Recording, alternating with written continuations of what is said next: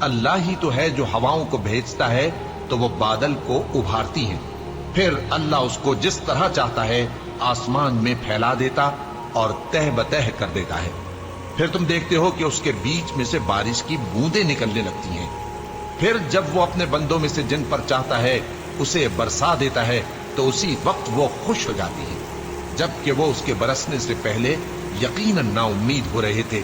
تو اے دیکھنے والے، اللہ کی رحمت کی نشانیوں کی طرف دیکھ کہ وہ کس طرح زمین کو اس کے مرنے کے بعد زندہ کرتا ہے، بے شک وہ مردوں کو زندہ کرنے والا ہے